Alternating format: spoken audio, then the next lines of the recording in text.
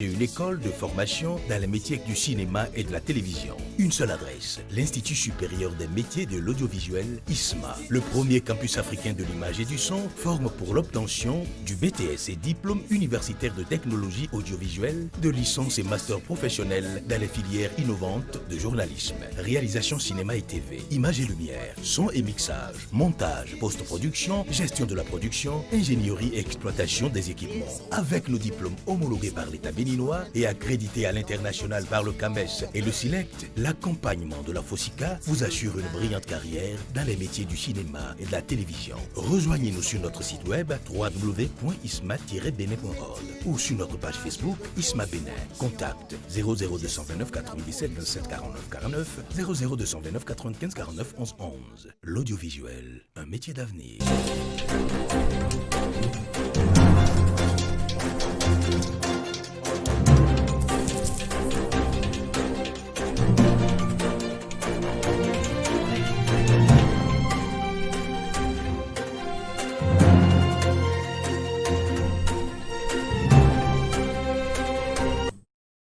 Fidèles de B-News, bonjour. Ça aura été sans nul doute le plus gros scandale politico-économique du Bénin depuis l'avènement du renouveau démocratique. La page ICC Service est en passe d'être tournée avec la mise en liberté cette semaine des principaux cerveaux de ce dossier après avoir passé 10 années derrière les barreaux. Quelle leçon peut-on tirer de cette affaire rocambolesque dont certaines victimes continuent encore de traîner et des séquelles? C'est l'une des questions au menu de ce numéro de Carré Politique. Mes débatteurs déjà en plateau analyseront également le silence, ou que dis-je, l'inertie de l'opposition à quelques mois de la présidentielle. Silence stratégique ou panne d'inspiration? Réponse avec les invités médias que je retrouve juste derrière ceci.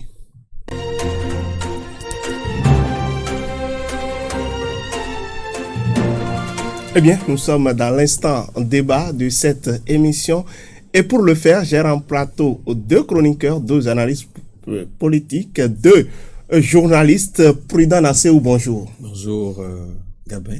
Toujours présent au rendez-vous. Merci d'avoir répondu à notre invitation. C'est moi qui suis honoré par votre invitation. Et face à vous, un habitué de l'émission, quelqu'un qu'on ne présente plus, Alphonse Moïse Soudé, bonjour. Bonjour à vous Gabin, bonjour à tous. Et merci d'être avec nous. C'est moi. Merci. Alors, le principe de l'émission, vous le connaissez très bien.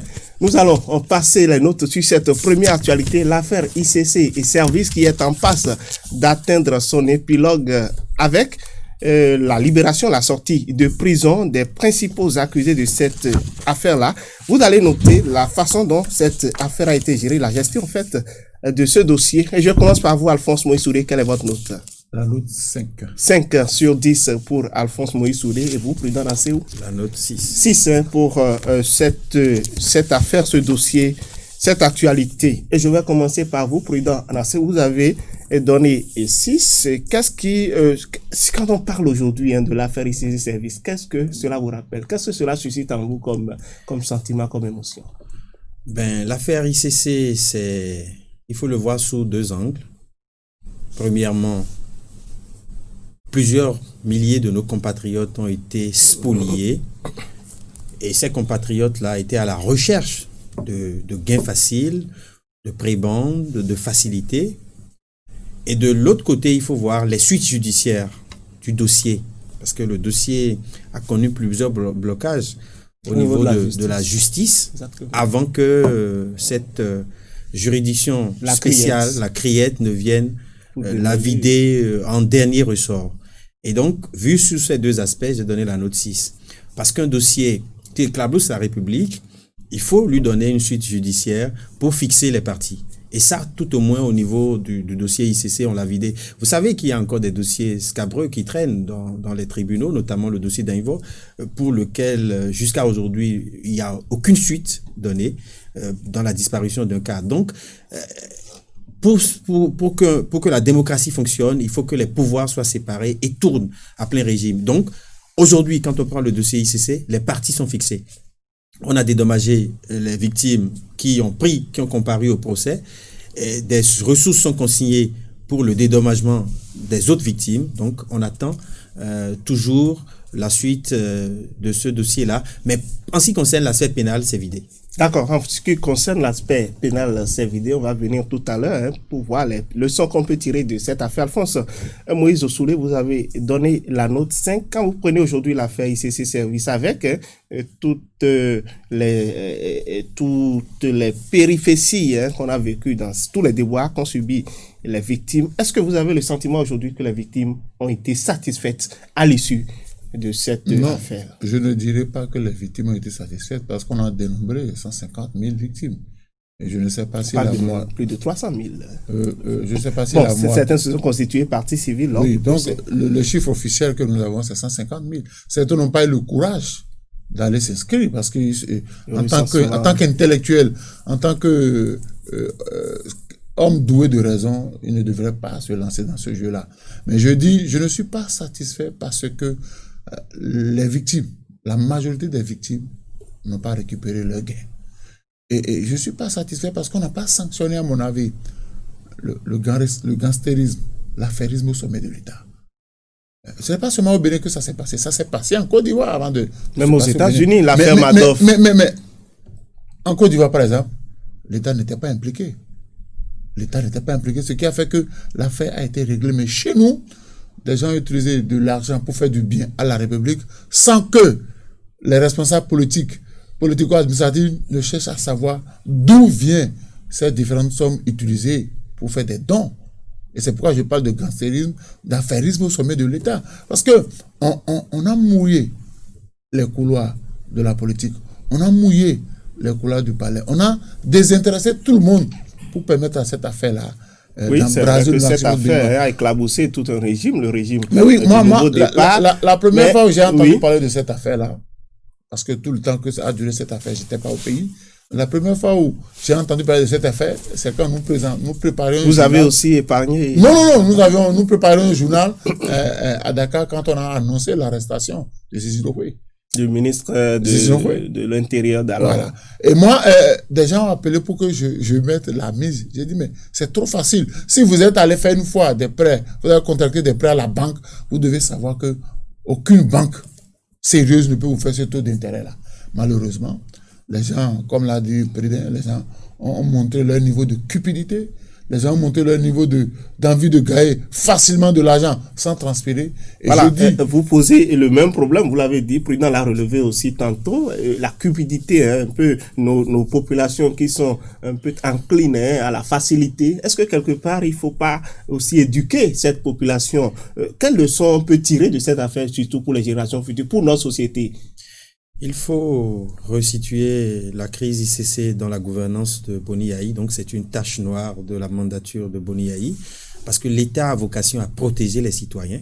Et donc, à ce niveau, il y a eu défaillance. Mais c'est dans cette optique-là que l'État également s'est mêlé à la gestion de ce dossier. Il ne faut pas comprendre ça comme ça. Pour le dénouement. Mais vous savez, au niveau de la criette lors du procès, oui, plusieurs structures étatiques qui devraient assurer la surveillance ont été interpellées. Donc, aussi bien les structures de surveillance que certaines directions du ministère de l'économie, je vais dire, et des finances, ainsi que celle de la microfinance, le portefeuille duquel relève cette activité que les ICC et consorts faisaient. Donc, au détour de ce procès-là, on a observé quand même qu'il y a eu des choses qui n'ont pas tourné rond au niveau de l'administration centrale. Et quand on dit l'État, c'est des pouvoirs délégués. Donc, la responsabilité de certaines structures morales qui ont compétence à protéger les citoyens a été indiqué clairement, mais le problème aussi c'est que les mutations, parce que la crise ICC a duré de longues années et malheureusement les personnalités qui étaient à la tête de ces différentes structures-là étaient mutées, donc il n'y a pas un suivi rigoureux de ce dossier-là, le procès l'a démontré. Mais en réalité, ce qu'il faut tirer aujourd'hui comme leçon de ce dossier ICC, c'est qu'il y a quand même des biens qui ont été confisqués. Le code pénal, un certain nombre d'articles ont été justement utilisés pour punir les cerveaux donc de cette opération, parce que d'aucuns diront, par rapport aux dégâts créés, 10 ans c'est petit, mais C'est peut-être ce que le code C'est prévoit. symbolique. C'est symbolique. Maintenant, il y a leurs biens qui sont consignés. Il y a de l'argent qui est au niveau donc du trésor public. Mais tout On a ça demandé. ne suffit pas pour désintéresser toutes les victimes, Non, tous les spoliés. Dans l'arrêt de la Criette, il est clairement dit que des ressources serviront à dédommager les victimes qui n'ont pas pris part au procès. Donc c'est aux victimes justement, parce que quand le procès était en cours, il y avait des associations qui ont demandé aux victimes de rallier Porte-Novo pour comparaître au niveau de la cour. Mais malheureusement, nos compatriotes n'ont pas voulu le faire, peut-être par peur de représailles ou peut-être qu'ils avaient aussi peur, parce que ne l'oublions pas, l'ancien procureur Bernard Métor était monté au créneau au plus fort moment de la crise pour dire que les gens qui ont trop perçu allaient être poursuivis et tout ça, ça a peut-être créé un climat de méfiance et de suspicion auprès de ces victimes-là qui n'ont pas comparu. Donc les victimes qui ont comparu ont été dédommagées. Et il faut aussi considérer cette réaffirmation du droit à travers, je dirais, un point où la Cour a débouté quelqu'un qui voulait être trop perçu. Donc, la Cour a rendu des arrêts pour que les gens puissent être rétribués en fonction de ce qu'ils ont déposé, de ce qu'ils ont déjà reçu. Donc, aujourd'hui, des notaires doivent réaliser des ventes. On attend. Donc, il y a quand même des suites à ce dossier.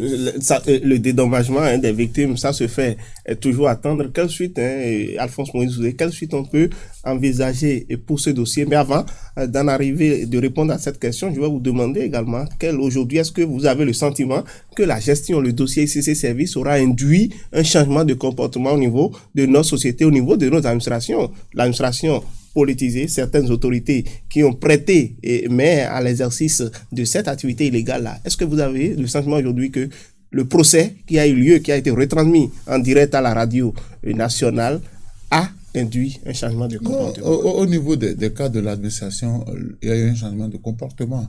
On sait désormais que quand vous trempez dans des affaires, vous allez répondre devant la justice. Mais au niveau des populations, il n'y a pas eu de changement de comportement. Je vais vous dire pourquoi. Ça a repris, hein. Les placements... Ça a repris. Il y a un phénomène avec Internet, Quidnet, Crowd1, où les gens font des placements encore d'argent. Des gens cupides continuent de placer encore leur argent. Et il va falloir que l'État béninois prenne en charge. Parce que vous allez dans les groupes... Est-ce que c'est à l'État ou à nos familles ou nos parents d'éduquer les enfants? Parce que la facilité... Qu'est-ce qu'on n'a pas dit? Des gens sont morts par crise cardiaque. Qu'est-ce qu'on n'a pas dit sur la FICC Services? Des gens ont tout perdu, des gens sont morts, des gens sont encore paralysés aujourd'hui. Et en dépit de tout ça, il y a encore ce phénomène sur Internet où on dit vous parlez des gens, vous gagnez des montants, et puis les Béninois... On parler du marketing de réseau. Marketing de réseau. 31, Quidnet, ainsi de suite. Donc c'est une forme d'arnaque qui... Mais vous avez suivi ce qui s'est passé en Côte d'Ivoire? Le gouvernement ivoirien a déjà démantelé ces réseaux et a demandé aux promoteurs de ces sociétés-là de rembourser déjà ceux qui ont souscrit dans les sociétés. Mais malheureusement, chez nous au Bénin, en dépit de tout ce qui s'est passé sous le régime Yahya avec la FICC, des Béninois continuent d'aller sur ce chemin-là. Ça voudra dire qu'il y a encore du travail à faire. Il y a du travail à faire. Et c'est dangereux parce que ne pas travailler, ne pas transpirer, s'asseoir chez soi pour dire, on me dit de parrainer des gens pour gagner de l'argent. On me dit, si je parraine chacun, je reçois 10 000. Ça, c'est amoral. C'est amoral et immoral. Parce que vous ne pouvez pas être un citoyen. Vous ne pouvez pas être des intellectuels. Vous qui êtes chargés d'éclairer le peuple, d'éclairer les analphabètes, vous vous lancez dans ce jeu-là. Moi, je demanderais que ça soit au niveau de services de renseignement, que ça soit au niveau du ministère, que ça soit au niveau de la communication, qu'on contrôle ça. Parce qu'on nous inonde dans les groupes avec ces publicités-là. Et les âmes faibles et sensibles, tranquillement, on parraine 2 ou 3 personnes, après on dit que l'argent a disparu. Ça a repris. Donc il va falloir que les Béninois, que les religieux, parce que moi je fais confiance encore aux religieux, encore que à faire ICC Services a commencé dans une certaine église avant d'embraser tout le pays. Donc il faut que l'État sévisse. Il faut qu'on arrête avec ça. Là, le gain facile, ça ne fait du bien à personne. Ça vous détruit. Et quand ça arrive, vous perdez tout.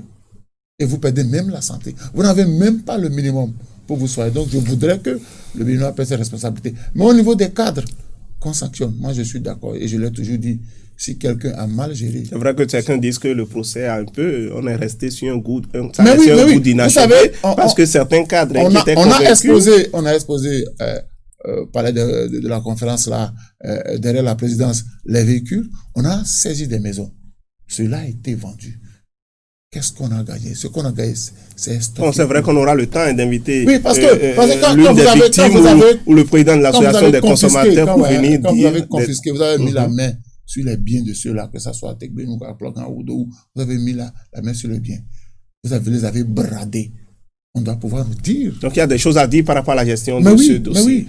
Oui, non, le président Nassé, vous avez quelque chose à ajouter? Non, ce que je voudrais ajouter, c'est qu'il faut quand même saluer les efforts du procureur spécial de la Criette dans la surveillance, je dirais, des dérives au niveau... Le président Ulrich Tobo, non? Voilà, au niveau des structures illégales de placement, parce que même après la crise ICC, il y a des gens qui ont continué par opérer, et systématiquement... Mais là, il y a encore d'autres formes d'arnaque qui se développent, comme le soulignait tout à l'heure Alphonse Moïsoulé. Il faut le dire, mais en réalité, par rapport aux nouvelles formes d'arnaque qui se développent, il y a le cadre législatif qu'il va falloir renforcer, parce que tout ce qui se fait sur Internet n'est forcément pas régulé ou réglementé. Le code du numérique qui date pas de longtemps, et ça a pris seulement en compte les médias ou les médias en ligne, tout ça. Mais il y a d'autres aspects d'Internet qu'il va falloir réglementer, et ça interpelle les parlementaires. Mais en ce qui concerne, je vais dire, les immeubles dont la réalisation est confiée à des notaires, ils sont deux, hein, le délibéré du procès le dit clairement, ils sont deux notaires qui ont été commis pour la vente des immeubles dénombrés un peu partout sur toute l'étendue du territoire national. Il y a aussi plus de 250 millions qui sont logés au niveau du greffe du tribunal de Cotonou, et ça aussi c'est du tâche qui serait parti en fumée avec l'ancien greffier en chef qui est recherché activement. Donc c'est autant de tâches noires de ce procès ici. Il y a même des fonds constitués au trésor. Justement, plus de 575 millions, je crois, qu'on a demandé à restituer au niveau de la caisse de conciliation. Il va falloir aussi que les victimes se constituent. La JT a été interpellée dans le dossier. La JT, et puis la présidente Séverine Lausson a été auditionnée pendant des heures. On n'a pas compris grand-chose. Non, mais en fait, nous, en tant que citoyens ou journalistes, nous devons nous en tenir à l'arrêt des juges, en ce sens que, après les avoir écoutés, la justice n'a pas trouvé opportun de les poursuivre. Donc, à partir de ce moment, nous en tirons les leçons et nous avançons. Mais le procès qui se tenait aussi concernait l'aspect criminel du dossier, donc l'aspect pénal. Et à partir de ce moment, il faut détenir des preuves. Peut-être que de nouvelles enquêtes vont être ouvertes. Et ça, c'est au niveau du parquet spécial qu'il va falloir aussi les déclencher. On n'en finira pas de tourner la page ICC du site. Pour le moment, peut-être que... Mais Alphonse Moïsoulé, voilà, les victimes, certaines victimes qui continuent encore de traîner et les séquelles de cette affaire. On vient de libérer les principaux responsables de cette structure illégale de placement, Ludovic Pamphile Dou, Guy Aploga, Émile Tegbenou. Est-ce que vous avez des craintes pour leur sécurité, vous? Mais oui. Dès que j'ai lu l'information hier, ma première quête, c'est ça. Est-ce qu'ils sont en sécurité?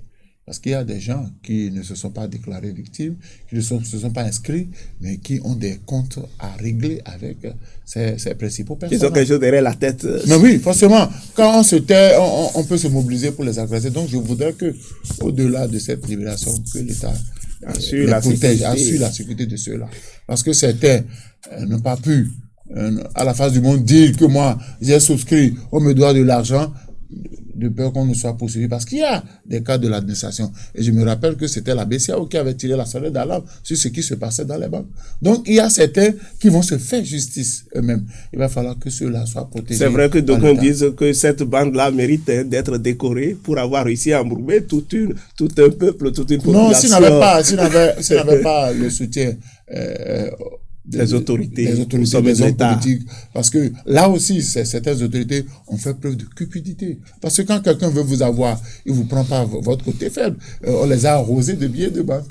Et tranquillement, ils n'ont jamais cherché à savoir, mais ceux-là qui nous font des dons, d'où viennent tout cet argent-là. Et je crois que désormais, dans notre État, il faut qu'on veille à cela.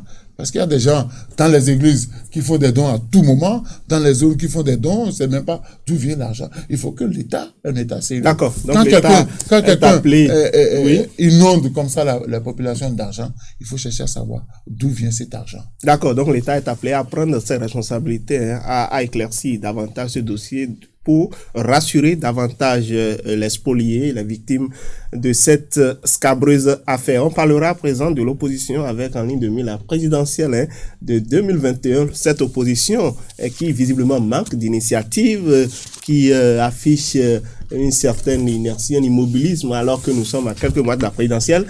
Président Nassehou, reprenez donc votre pancarte pour noter le comportement, l'attitude de l'opposition à quelques mois des prochaines échéances électorales. Si je vous demandais de noter, je crois savoir, Alphonse Moïse, sur quelle est votre note? Non, c'est la note 5. Vous donnez 5 à cette opposition, 5 sur 10, 5 également. Pour Prudent Nassehou, vous voyez aujourd'hui l'opposition qui apparemment s'est tue, qui s'est murée dans un mutisme que d'aucuns trouvent inquiétant. Mais on apprend que la mise en place de sa formation politique dénommée les démocrates, il paraît que les choses se cuisinent dans l'ombre. Est-ce que l'opposition, selon vous, a des marges de manœuvre pour véritablement provoquer l'alternance au pouvoir en 2021? Bon, c'est vrai que à quelques mois des élections présidentielles, on ne devrait pas être en train de se poser des questions au sujet de l'opposition, puisque nous sommes dans un système démocratique où on devrait avoir la mouvance et l'opposition. Mais ne perdons pas de vue tout ce qui s'est passé dans notre pays par rapport aux forces de l'opposition. Elles sont totalement divisées. L'opposition est anéantie, elle est réduite à sa plus simple expression. Ceux qui, justement, affublaient le régime de critiques et autres, sont noyés dans des dossiers juridico-politiques pour lesquels certains ont dû partir. Quand je prends les gens comme Dianotin et autres, à un moment donné, Adiavon, qui a été un soutien du président Talon, a commencé par se ranger dans l'opposition. Il a des dossiers judiciaires qui font qu'il est en exil aujourd'hui. Et donc, la renaissance du Bénin n'existe plus. On connaît la position de Nicéphore Soglo par rapport au pouvoir. Et dernièrement, il y a eu les FCB aujourd'hui qui se réclament toujours de l'opposition, mais l'ancien leader charismatique de la RB et des FCB, Boni Yahi, dernièrement est en train de vouloir, avec ses cacites, créer une autre formation politique. Les choses sont très avancées à ce niveau-là, donc je l'ai appris. Et dans les prochains jours, certainement, ils auront leur parti politique avec un ancrage de l'opposition. Et on attend toujours de voir. Mais à l'évidence, pour la présidentielle de 2016, si 2021. de 2021, voilà, oui. de la présidentielle de 2021, si on en reste là, ça va être vraiment difficile pour l'opposition de s'en sortir, parce que vous savez, le code électoral parle de parrainage. Et on ne sait vraiment pas si les maires qui sont majoritairement de la mouvance, donc du bloc républicain ou de l'UP aujourd'hui, vont parrainer des candidats de l'opposition ou un candidat de l'opposition. D'accord, on verra bien l'opposition qui organise ces choses dans l'ombre. Le président l'a dit tout à l'heure, mais le peuple a besoin de voir des actions visibles. L'opposition qui pourrait se trouver bloquée dans ses élans de provoquer l'alternance au sommet de l'État par justement ce parrainage-là. De quelle carte disposerait l'opposition en 2021 selon vous? Non, il faut rappeler que l'opposition s'était réduite à quelques 3 ou 4 plus tendus qui de temps en temps donnent de la voix, notamment le Parti communiste. Il y a Kobi Kounché, il y a Valentin Gélantin qui donnent de la voix pour rappeler que bon, le Bénin doit mettre en œuvre les acquis de la conférence nationale. Donc moi je ne sais pas si encore Azanaï est de l'opposition. Je n'ose pas dire que Azanaï est de l'opposition. Cela n'engage que moi. Mais je dis, aujourd'hui, le parti de l'opposition, les démocrates, est très avancé. On a même déjà cité des noms, ceux qui pourraient éventuellement prendre la tête du parti. On parle de Houndete, de Tchadé. Mais moi, mon problème, ce n'est pas là. Vous savez, ce qui a été toujours divisé notre opposition, c'est un problème de leadership. Ce qui divise l'opposition béninoise, c'est un problème de leadership. Tout le monde se croit intelligent, tout le monde se croit capable de diriger l'opposition. Et on annonce déjà Soglo ou Yaya à la tête. Mais non, qui vous souviennent que Soglo est monté au créneau, pour dire que dans les réseaux sociaux, on concite son nom dans la création d'un éventuel parti de l'opposition qui n'est associé ni de près ni de loin. Voilà qui se rapporte qu'il est. Moi, j'attends le dernier moment. Il faut prendre les gens sur les paroles. Mais aujourd'hui, le problème de l'opposition, c'est quoi? Il y a le problème du parrainage. quand vous regardez les échiquiers politiques, ils n'ont que, la FCBE n'a que 7 maires sur le 117. La FCBE n'a pas de député. La FCBE ne peut pas, a priori, parrainer un candidat. Mais étant donné que on ne peut pas imposer aux députés qui ils doivent parrainer, il y a la possibilité que peut-être un candidat de l'opposition ait des parrains au niveau de la mouvance. Parce qu'on ne peut pas aller à une élection avec rien que des candidats de la mouvance. Ça ne fait pas sérieux. Et quand vous voyez les objectifs de ce parti en gestation, on parle de la restauration des acquis démocratiques. Ça veut dire quoi? Est-ce que c'est le slogan de campagne pour le parti de l'opposition, quand l'opposition a pour objectif de proposer à la population une alternative restauration des acquis de la conférence, c'est toujours le même discours, on l'a vu avec le bloc de la résistance. Je dis une opposition propose que ce n'est pas un à la vieux population une alternative crédible. C'est-à-dire que par rapport aux actions posées, il revient à l'opposition de trouver ce qui est bon, parce que une opposition n'est pas là tout le temps pour trouver que tout est mauvais. Une opposition fait des critiques constructives en partant de ce qui a été fait pour proposer des améliorations. Et vous ne voyez pas l'opposition actuelle dans ce rôle, c'est ça? Non, quand je suis un peu le discours des uns des autres, on ne peut pas focaliser une opposition sur des personnalités, sur des individualités, mais on focalise l'opposition sur des actions concrètes. D'accord, on ne peut pas focaliser l'opposition sur des individualités, mais individualité, on en a eu président assez où on a vu le professeur Joël Aïvo déjà, qui tient un discours totalement d'opposant, mais qui se démarque du lot, du bloc d'un parti politique formel soutenant l'opposition. On voit également les FCBE qui ont réussi à arracher cette mairie lors des dernières élections communales. On annonce la création d'un énième parti de l'opposition. Est-ce que quelque part, cette dissémination-là, cette division au sein de l'opposition ne va pas fragiliser les chances pour 2021? Pas du tout, parce que finalement, si les objectifs sont les mêmes, peut-être qu'il y aura une convergence les derniers jours. Aujourd'hui, il est évident que l'opposition n'est pas très organisée. Il va falloir qu'il y ait un candidat. Justement, l'opposition s'annonce déjà. L'opposition, nous le savons tous, n'est pas bien organisée. Parce que quand on dit l'opposition, c'est d'abord une existence juridique. C'est un parti politique. Et les partis politiques de l'opposition qui pouvaient justement jouer le rôle de l'opposition ont été totalement fragilisés ou n'existent plus légalement. À partir de ce moment, l'opposition se résume à des individualités, à des personnalités. Mais ce qu'il faut souhaiter, et ça je le dis parce que si jamais le président actuel porte la responsabilité d'empêcher des candidatures autres que celles de la mouvance à l'élection présidentielle. Là, vous parlez du président de la République. Est-ce que c'est lui qui a les moyens d'empêcher? Oui, c'est lui. Est-ce que c'est les tests? C'est lui. Ce n'est pas les tests qui constituent le véritable verrou. Je dis même si le ministre de la... Attendez, je dis que c'est lui, d'autant que les tests électoraux qui conditionnent la tenue de l'élection présidentielle se prennent au niveau de l'Assemblée nationale où aujourd'hui il y a ses proches. Et à partir de ce moment, si cette responsabilité-là du code électoral... C'est un pouvoir indépendant, non, le Parlement. Pas vraiment. Mais si la loi est votée au Parlement, le président a quelle marge de manœuvre? C'est pour ça que je demandais la relecture du code électoral. Parce que si on s'en tient au code électoral actuel, ça va être une poche de tension.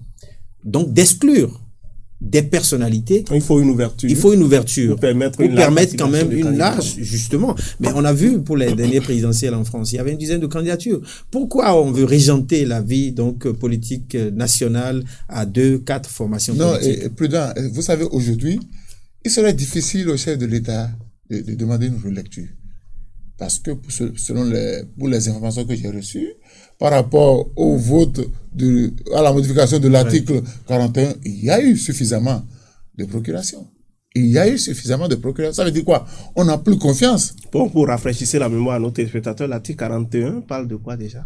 Où on a dit les députés doivent, les groupes parlementaires sont créés à partir des partis politiques. Oui. Maintenant, ça a suscité un débat. Mais j'ai appris l'article 24. Oui, l'article 24. Du règlement intérieur de l'Assemblée. Oui, j'ai appris que cela a été voté avec 41, qu'on appelle. Enfin, 41 députés présents. Oui, mais les autres... Donc, il n'y a plus de procuration. Voilà, ça veut dire quoi? Quand ça se passe comme ça, on a déjà vu sur le Ça veut dire il y a eu... ça traduit le défaut de consensus. Quand on n'a pas confiance en vous, on exige de vous une procuration pour qu'on vote à votre place. Et vous Donc, suspectez la main du chef de l'État derrière ça? Justement. Le chef de l'État ne gère pas le Parlement, Alphonse Moïse.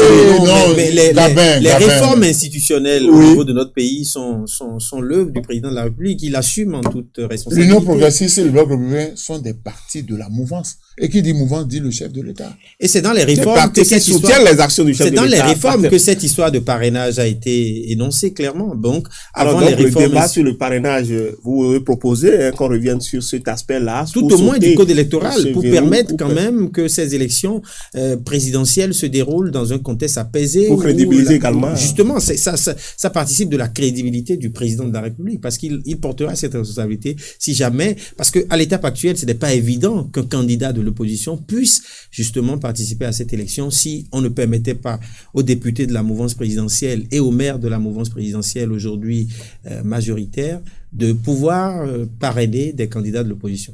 L'opposition n'aura pas attendu que ce verrou-là soit sauté, certainement qu'elle construit quelque chose, Alphonse Moïse Souré. Non, elle construit elle a son plan.